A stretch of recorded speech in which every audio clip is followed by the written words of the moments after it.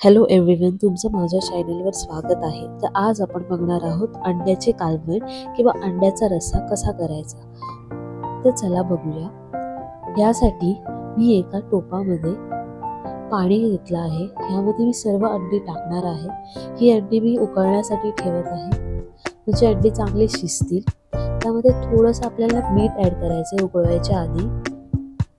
आता वाटण करण्यासाठी मी 2 कांदे, अद्रक, लसूण आणि अर्धा वाटी खोबरे चिरून घेतले आहे। मसाल्यांमध्ये घरगुती मसाला घेतला, काश्मीरी लाल मसाला, हळद, जिरा पावडर, धना पावडर आणि गरम मसाला घेतला आहे आणि मीठ घेतला आहे चवीनुसार।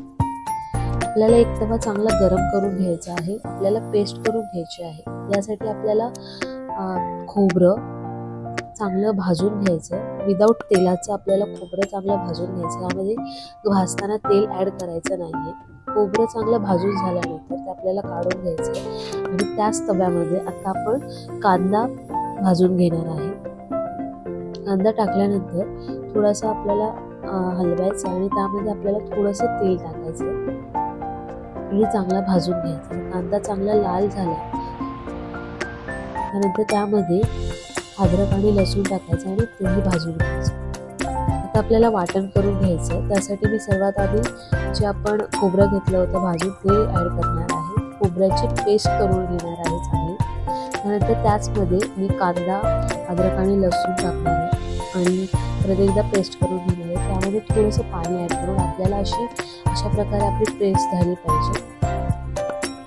नंतर आपली अंडी उकळली, त्यामुळे आपल्याला अंड्याची साल जी आहे ती काढून टाकायची।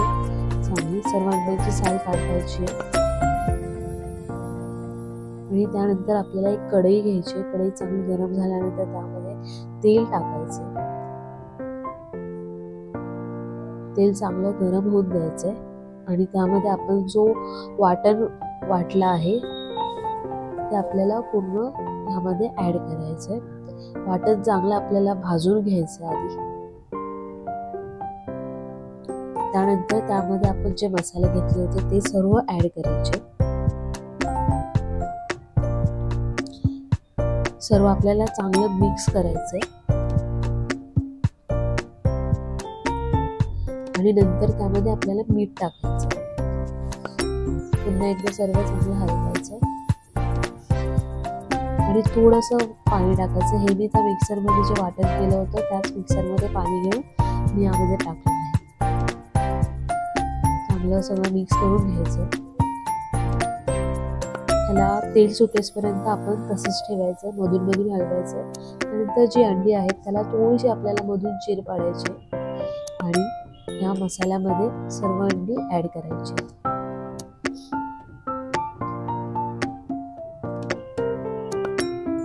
अंडी टाकल्यानंतर आपल्याला चांगलं हलवून घ्यायचं।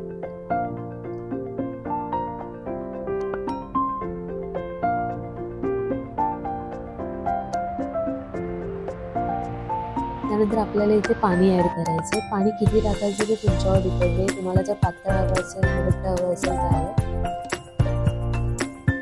आपल्याला या कालवणाला चांगली उकळी येऊन द्यायची 10 ते 15 मिनिटं। अशा प्रकारे आपलं अंड्याचं कालवण किंवा रस्सा तयार आहे। जर तुम्हाला माझी व्हिडिओ आवडली असेल तर माझ्या चॅनलला लाईक आणि सबस्क्राईब करायला विसरू नका। थँक्यू।